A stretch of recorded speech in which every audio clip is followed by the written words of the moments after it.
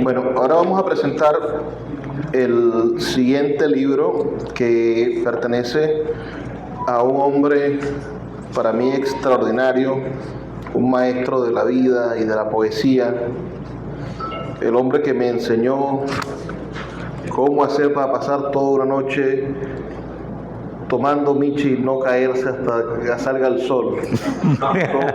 Qué buena faena, ¿no? ¿Cómo comenzar a las 7 de la noche y estar a las 5 de la mañana despierto todavía? Eso me lo enseñó Víctor Famayor. Víctor Famayor no creo que toque. Víctor Vielma. Ay, Dios mío. Pero, Víctor, a pesar de haber nacido en el estado Mérida, haber sido criado en el estado Táchira hasta ya muchachón, haber corrido maratones por las carreteras de Trujillo, Mérida, Táchira y Zulia, haberse venido a los 19 años a estudiar letras en la Universidad del Zulia, haberse casado aquí, a pesar de haberse lanzado alcalde 2 veces en el sur del lago, a pesar de haber graduado, no sé, a 2.000, 3.000 o 4.000 estudiantes de bachillerato en el Liceo Don Pérez, la vida de Víctor ha sido de cambios todo el tiempo. Hoy Víctor vive en otro pueblo completamente diferente. Entonces ustedes verán en el programa que dice invitado internacional. Dice invitado internacional porque precisamente Víctor agarró un autobús ayer en la mañana, antier en la mañana, en Bogotá, que le hizo recorrer toda Colombia, de Bogotá a Maicao, desde las cumbres de la capital de Colombia hasta la capital del comercio Guajiro. La planicie. Lejísimo realmente. Quizás recorriste más de media Colombia. 18 horas. 18 horas de carretera dentro de Colombia. Y después, bueno, cruzar por extranjería, no le hicieron lo mismo que al maestro, que le quisieron cobrar hasta el modo de caminar para dejarlo pasar, porque Víctor sacó su cédula venezolana y dijo, bueno, aquí no me van a venir a extorsionar. Pero graciosamente el guardia me mira y le dice al chofer, otro árabe. Pero Víctor vive desde hace, ya van para 10 años, Víctor, ¿cuánto? 7, 8 años. Vives en Colombia desde hace 7, 8 años. Desde el 2014, 2015. En el 2019. En el 2019 fue que te fuiste definitivamente. Sí. Bueno, son que 6 años. Víctor se fue en esas olas terribles de la migración y por allá lo agarró la pandemia y el encierro en la cosa. Y Víctor, que es el hombre del que yo tengo conciencia que tiene mejor conocimiento de la poesía venezolana, conoce a los poetas no solamente de las historias de la literatura venezolana, sino a los poetas de los procesos regionales de diferentes partes de Venezuela, sobre todo de los Andes, de los Llanos y del centro del país y del Zulia. No sé qué tanto sepamos de Oriente, que es como otro mundo. Pero ese Víctor hoy es una celebridad en Colombia, donde vive, en un pueblo, un municipio de las afueras de Bogotá que se llama Soacha, porque Víctor se ha reinventado una vez más. Es decir, Víctor ha sido maratonista con medallas, ganador de maratones de 42 kilómetros. Víctor ha sido librero porque trabajó en la librería Europa. Víctor ha sido, como les digo, licenciado en letras y miembro de esa izquierda de la escuela de letras, que era una izquierda fuerte. Lo podría decir el profesor Cosimo, como las derivas ideológicas de la escuela de letras, esa de los años 70 era fuerte. Esa misma izquierda lo convierte en licenciado en letras y profesor de castellano, y las maldades que hace el Ministerio de Educación lo mandan a dar clases cuando le sale el cupo al otro lado del lago, Santa Bárbara del Zulia, bien lejos, donde este señor de barba e ideas revoltosas no vaya a echar a perder a los muchachos de la capital. y allá no tiene mejor idea que hacer política, que fundar un partido, que lanzarse alcalde un par de veces y después es nombrado senador de la República. Este señor que está aquí llegó a ser senador de la República, electo en el año 1998, en el congreso más corto de la historia de Venezuela, porque en el 2000 se acabó ese congreso. Pero ese mismo Víctor que está haciendo todas estas cosas, hoy es vendedor de libros nuevamente. En la Plaza Mayor de Soacha sale Víctor con una carreta de libros y es la personalidad del pueblo. Todo el municipio tiene que ver con el señor que vende libros y que se ha leído todos los libros que vende y que tiene toda la capacidad de transmitir conocimientos y de enamorar a la gente de la lectura. Por eso me atreví yo a decir que es un invitado internacional, porque estoy seguro que la gente de Soacha ya lo ve como propio.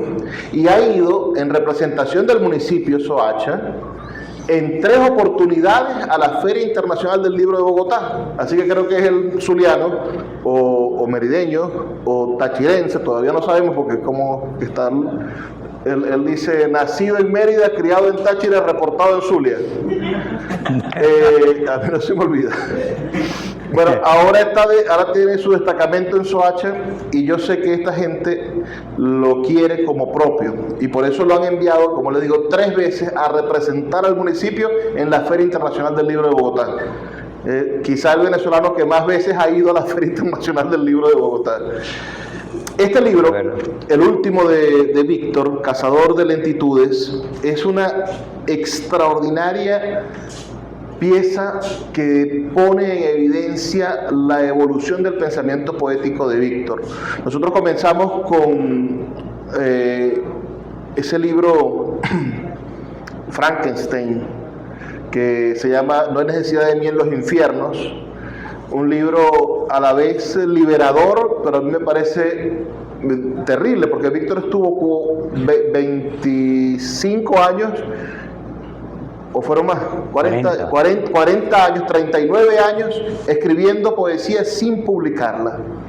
Y en esos 40 años escribiendo poesía sin publicarla, escribió 18 poemarios. Y no tuvo la mejor idea que irlos corrigiendo los 40 años. Entonces, además es un corrector muy severo, porque entonces veía al Víctor de 17 años y decía, este poema es muy débil, este poema hay que cortarlo aquí, hay que echarlo aquí. Y del libro que escribió, de los 60 poemas que tenía de cuando tenía 17 años, dejó 4, porque es demasiado severo consigo mismo.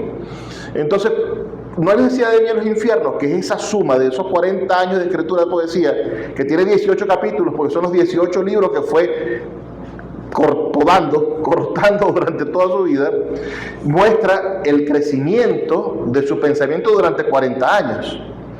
Al él publicar eso, que fue en el año 2013, con Sultana del Lago, en ese momento Ediciones del Movimiento, publicamos ese libro, Víctor se ha empezado a dar la oportunidad de ir creando ya no las voces de su juventud que estaban acumuladas en ese libro, que son muy variadas, porque usted lee capítulo a capítulo y entiende que hay motivos diferentes, sino que se ha dado a la oportunidad, y la oportunidad que nos robó a nosotros al no conocer los otros libros, de ver los procesos del pensamiento poético que fueron conformando sus obras. Y por eso la siguiente obra que publica Víctor, que es una cosa extraordinaria llamada Piélago, es verdaderamente una unidad de pensamiento del primer poema al final. Y vamos viendo cómo Víctor pasa en Piélago, por ejemplo, de la sonoridad, y va construyendo un libro extraordinario llamado Tallado de Sombra, que es el tercer libro, que es un libro donde no solamente está la sonoridad del poema, una cosa que él un día me explicó y que yo se lo agradecí con media caja de cerveza, que es la orquestación del poema. Él me dice, Luis, hay que orquestar al poema. El poeta es el director de orquesta de las palabras del poema. Después de que usted escribe el poema, usted tiene que leer el poema hasta que ningún instrumento desafine, que todas las palabras estén en su sitio y ninguna desentone del resto del poema. Y eso fue una noche extraordinaria hablando vaina con Víctor. De Tallado de Sombras hemos ido creciendo a, por ejemplo, un libro filosófico profundo, que es La Casa del Viejo Maestro, que el libro tan maravilloso. Y después está los pies, se me olvidó el nombre. Sangre grafite. Sangre de grafito. Zapatos del exilio. Y Zapatos del Exilio, que toca el tema profundo de lo que vivió Víctor durante la pandemia, de una búsqueda de un tema quizás más universal, ahora sí, pensando en que el discurso que estaba construyendo Víctor debía ser no solamente entendido por los que estaban dentro de la tradición literaria venezolana, que es la que lo alimenta a él, sino por una tradición más compleja y diferente como la colombiana. Total. Hoy, con Cazador de Lentitudes, pasan dos cosas. Primero, Víctor se atreve a dejarnos un ensayo al final sobre lo que es la poesía, que es delicioso y que todos deberían de leerlo. Se llama La poesía es otra forma de espejo, y donde hay una especie de ars poética, quizás no precisamente un ars poética, sino más bien una poética de qué es la poesía para Víctor Bielba en este momento. Y luego, antes, en los poemas, Víctor empieza a construir una relación con la naturaleza y con la naturaleza interior. Parece que Víctor nos está hablando ahora de paisajes, pero de los paisajes que están matizados por él mismo, ¿no? Que los paisajes que él es cuando ve o cuando siente el paisaje. Por eso hay un poema extraordinario dedicado a Soacha, ese pueblo que estoy seguro que ahora no lo va a dejar ir para ningún lado, que comienza, nada más le pongo el primer verso de este hermoso poema dedicado a Soacha, que lo que da es envidia. Dice: Soacha, vientre de honor, flor del tiempo. Cómo el poeta, y lo verán en su obra, va madurando este tipo de imágenes y va generando síntesis conceptuales, pero hoy no filosóficas como en los otros dos libros anteriores, sino de una observación profunda de lo que sucede dentro del poeta y que repercute como eco en los afueras del poeta. Toda la poesía de Víctor ha sido publicada por Sultana del Lago. Quiere decir que toda la poesía de Víctor está disponible en Palafito. Palafito es una maravilla, no es porque la haya diseñado yo, sino porque usted paga $2 al mes y puede leer todos los libros de Sultana del Lago, incluidos los 8 tomos de Camilo y todo lo que está sobre esa mesa, etc. Entonces yo los invito a que se suscriban a Palafito o que compren los libros hoy, si quieren el libro autografiado. Palafito no se puede autografiar, y lean a Víctor Bielba para que descubran la profundidad de un poeta venezolano que por fin, después de 40 años machacando a sí mismo, nos ha empezado a mostrar, a dar lo mejor de sí, que son los procesos de construcción de mundos poéticos en cada uno de sus libros. Y podrán constatar conmigo que cada libro es un universo de principio a fin, que no es una continuidad, sino que es su misma voz explorando una realidad desde un ápice diferente de la existencia, desde una esquina diferente de la cual ve el mundo. Ese es mi admirado Víctor Manuel Bielma Molina. Gracias. Bien, después de esto hay que callarse, creo. Pero hay una cosa importante que quiero decirles, que la anterior participación de Cosimo Mandrillo y respecto a Camilo Balsa me llama la atención, porque una vez Camilo viajó hasta Santa Bárbara para buscar la poesía de lo que nos encontramos allí, como que nos decíamos poetas, y se trajo la poesía de varios, entre ellos estaba Aníbal Rodríguez, y nos trajo. Y yo buscaba cómo quitarle ese poema que no me gustaba. Nunca pude quitárselo. Y bueno, ahí estamos. Debe estar cool. También esa misma capacidad la tienen dos hombres, a su vez, que es el doctor Luis Hernández y el ciudadano que tenemos aquí al frente, que iba por todos esos lugares a buscarnos, Ángel Parra Semprún, o Semprún Parra, yo no, de verdad que no, yo qué sé. Y entonces, esas son las personas que se han dedicado específicamente a defender ese universo poético del Estado Zulia. Y yo estoy muy agradecido realmente a ustedes porque uno los encontraba de pronto. Yo trabajaba en Santa Bárbara del Zulia, en aquella lejanía, y ellos llegaban de pronto al lugar, tanto Ángel como el doctor Luis Guillermo. Y allá daban la conferencia y demás. Estaba muy jovencito, por cierto, Luis Ángel. No quiero decir que yo estoy viejo, ¿no? No. Ahora bien, quiero hablarles a ustedes de algo que me ha llamado la preocupación, y estaba leyendo este texto que lo escribieron en Colombia, aparece, por cierto, poesía un venezolano, se llama de dos críticos que llaman uno Sergio Andricaí, no sé si Cosimo lo conozca, y Antonio Orlando Rodríguez. Escriben un libro que llama Escuela y Poesía, y dice, ¿y qué hago con el poema? Y hay una cosa que me llama, para iniciar la parte de la lectura del libro, es la atención sobre lo que nosotros hacemos en nuestras vidas. Es el pragmatismo. La poesía no tiene nada de esa parte. Todo el mundo busca que algo le sirva para algo de fondo, pero la poesía, la buena poesía, no está cargada para ello. Entonces, una cosa que me llama la atención es que ellos dicen cómo enseñar poesía en la escuela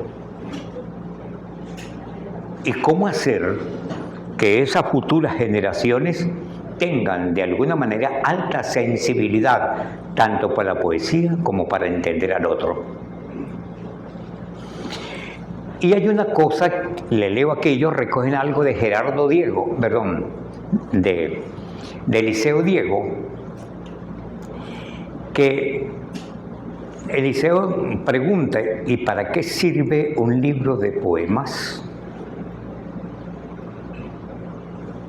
Y él va contestando, porque esto lo escribió en el prólogo de un texto de él, y dice, ¿y para qué sirve un libro de poemas?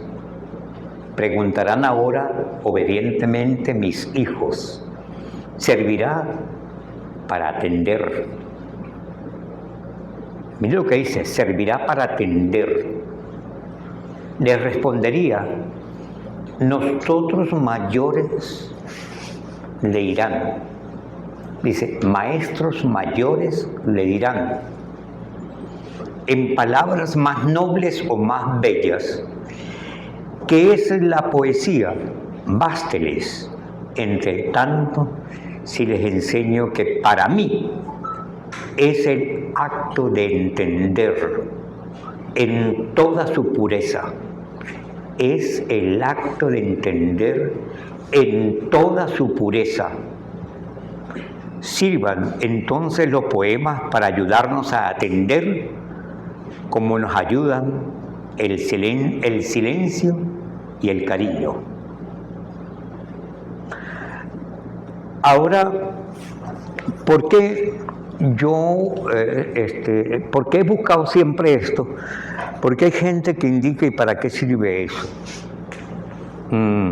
Porque le dan, como nosotros estamos cargados mucho sobre el pragmatismo, sin conocer a James, ¿no? Al filósofo James, sin conocerlo, pero nosotros estamos cargados de ello. Entonces, una de las cosas más importantes es que todo el mundo se pregunta, y hay una película, Strata, es como se llama, de Fellini, que por cierto habla algo sobre esto, de una muchacha que cuando está huyendo con el músico, con el presentador, con el payaso, con el hombre que hacía esfuerzos allí, ella a lo largo de ese camino, sin saber por qué, planta unos tomates y le dice el tipo, bueno, ¿y para qué hace eso si eso nunca lo vamos a tener?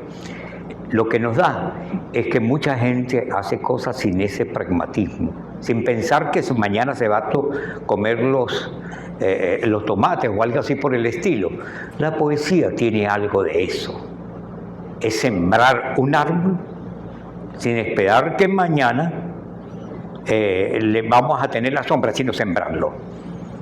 Y eso es algo que hay de por medio, y yo creo que la poesía siembra es para lo demás. Y le da lo que dice Gerardo Diego, esa parte importante. Y hay una parte que dice que para eso existe la poesía, para ayudarnos a descubrir el mundo, a aprenderlo y a explicárnoslo. Pocas cosas hay en la vida entonces tan importantes e insoslanyables como la poesía. Quise tomarlo a pie juntillas así porque esa concepción yo creo que debemos levantarla, sobre todo en cada una de las regiones, para enseñarle a nuestros maestros de cómo realmente aportarle poesía a la gran mayoría de nuestros niños, sobre todo allí. Porque dice, ¿cuál es el lugar que tiene la poesía? No es el primero, segundo y tercero, sino el más extraordinario de todos, estar allí. En ese lugar, sobre todo, para que crezca la sensibilidad en las futuras generaciones, como debería ser. Bueno, ahora voy a leer esta nueva tentativa de poesía, Cazador de lentitudes. Después de escribir el libro que corresponde a Zapatos del exilio, Zapatos del exilio fue una respuesta específicamente. Yo empecé por la cuestión venezolana y de pronto me di cuenta que el exilio es muy universal y está en todas partes y ha existido durante todos los tiempos. Y que de alguna manera el dictador aparece en cualquier momento. Cuando uno lee Solón, aquel extraordinario estadista griego, ateniense, hay una cosa que nos llama la atención, es esa presencia de ese hombre que transforma aquella sociedad en los comienzos de Grecia, luego trata de cambiar esa sociedad, pero viene otro y despedaza todo lo que anteriormente él había hecho. Viene un dictador.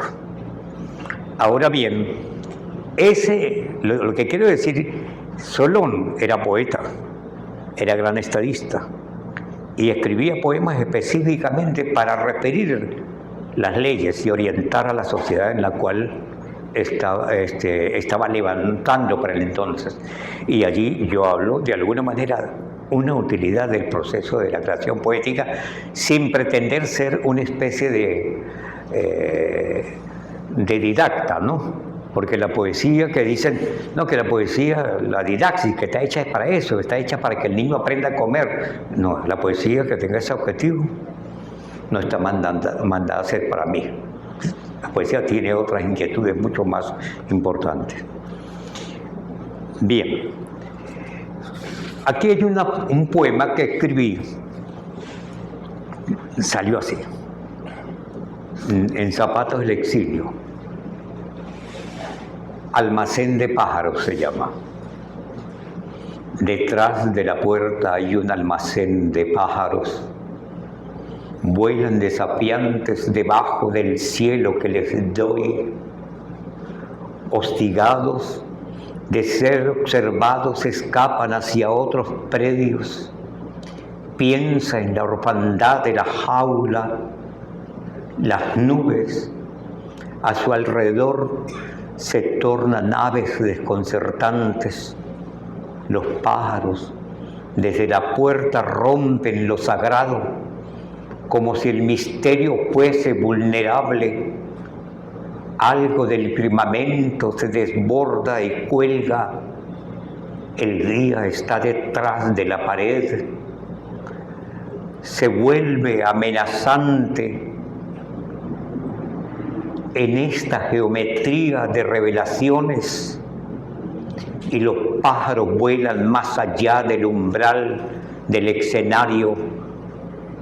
Con ellos, las nubes se liberan de ataduras, rompen las vidrieras del tiempo con su aleteo de pterosaurios. Sus tardes ya no hallan cómo dar paso a lo inevitable, y las nubes, más idiotas aún, se convierten en los pájaros que moran detrás de la puerta.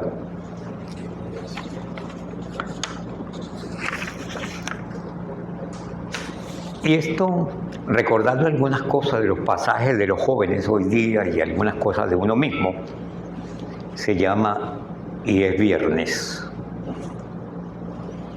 Buen día. Un jueves colgado de la ventana salta como una araña que teje el tiempo y la mirada.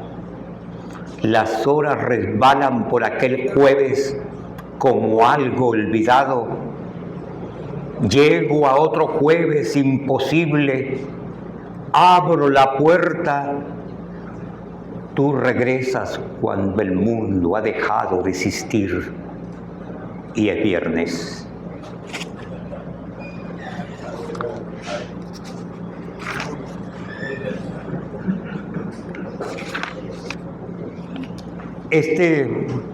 Voy a leer este poema. A mí me golpea, pero pienso que me van a golpear también por el poema, ¿no? Pero se llama Condenado. Nunca amé a la mujer que vivió mi naufragio. Ella consagró su vida a mi desinterés. Acaba de rendirse.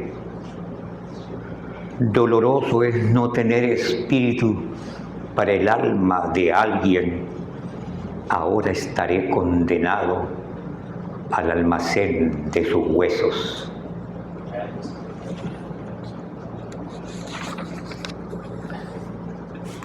¿Puedo leer? ¿Alguien tiene algún gato en su casa, no? Vamos a ver.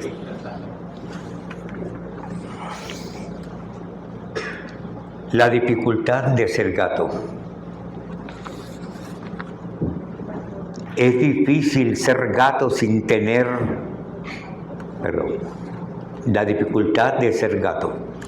Es difícil ser gato sin temer a la jauría y resistir a la tormenta con un sueño liviano, pronunciarse en la escasez de sentirse uno más, estar cargado de sueño en el tiempo pulverizador y ronronear, encontrarse con una rata y no comérsela por puro amor, sobrevivir en el devenir desgarrador de las penumbras, ver la verdad, ansiar volverse bípedo en el almacén del desconsuelo y abatido regresar a la lentitud para acostarse dentro de sí mismo, recuperarse, salir de la modorra e izar la bandera a pesar de las derrotas, mostrarse en público como el arroz ahumado,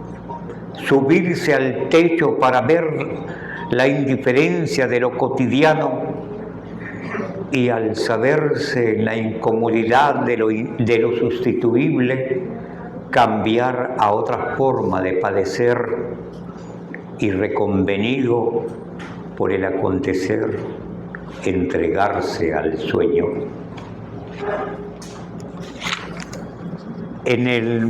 Leo el último, que lleva algo que no sé cómo salió en un momento dado.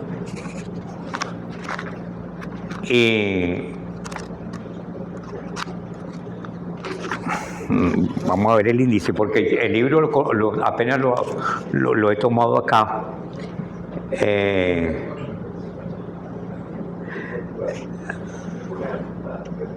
24. Página 24 del texto. ¿Es esto aquí?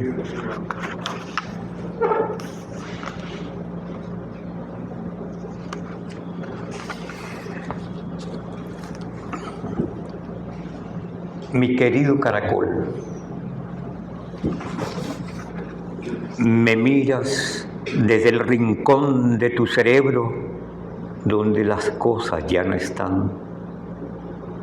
No sé cómo viajas por el pasadizo que no recuerdas. Transitas por la casa como si trataras de reconocerla. Extraño la fe y la esperanza que siempre tuviste. Sé que lo que amas no llega a tu recuerdo y no sabes quién soy. Te acercas y nombras cosas que no logro entender. Miras el extremo, miras el extenso tedio de la tarde. Me observas y me preguntas extrañado por mi presencia. Tocas, paladeas, olfateas y miras la última vertiente de lo que aún quizás reconoces. Sé que no comprendes que el mal que esconde y consume tu vida me lastima. Miras a lo que nunca renunciaste sin saber que te pertenece. Observas tus manos, palpas lo que no recuerdas, sabiendo que ya lo has hecho. Te pregunto, ¿te olvidaste de mí? Me respondes que no sabes quién soy, que cambiarás de rumbo, que caminarás hacia tu casa por el trecho que te queda. Mi querido caracol, te acompañaré, aunque ignores que estás en tu casa y no sepas hacia dónde me llevas.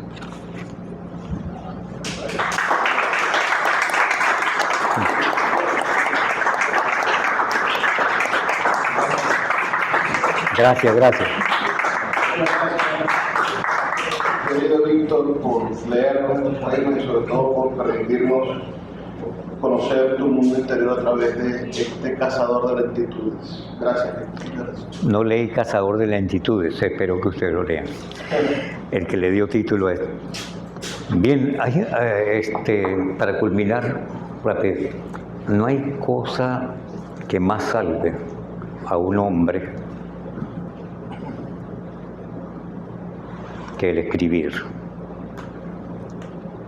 Y una cosa importante es que cuando uno hace algo, dice, mañana prosigo. Y es una manera de decirle, sigo con la vida.